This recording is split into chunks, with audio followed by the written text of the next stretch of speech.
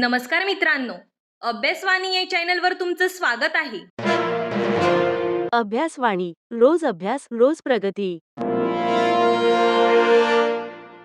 मुंबई उच्च न्यायालय अंतर्गत शिपाई आणि हमालची जी भरती निघालेली होती, आता या भरतीचा मार्ग मोकळा झाला असून ही तुमची एक्झाम जी आहे ती आता पुन्हा होणार नाही, एवढं लक्षात ठेवा. तर बघा मित्रांनो, आता याची सेकंड आन्सर की जाहीर झालेली आहे आणि या आन्सर कीनुसार विद्यार्थ्यांचे मार्क्स देखील वाढणार आहेत.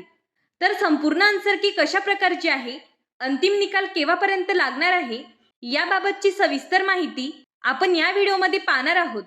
तर यासाठी तुम्ही हा व्हिडिओ शेवटपर्यंत पहा.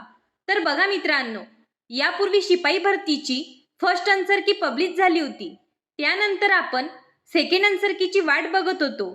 तर आता सेकंड आन्सर की लॉन्च झालेली आहे. आता इथे बॅच 1 आणि बॅच 2 अशा दोन बॅचेस होत्या, पण इथे पाहिलं तर आपल्याला फक्त बॅच 2 दिसत आहे. तर असं का?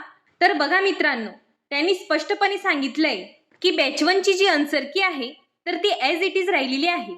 म्हणजे शिफ्ट 1 मध्ये कुठेही चेंजेस झालेले नाही, पण शिफ्ट 2 मध्ये प्रत्येक शिफ्ट मधला एक प्रश्न डिलीट झाला आहे.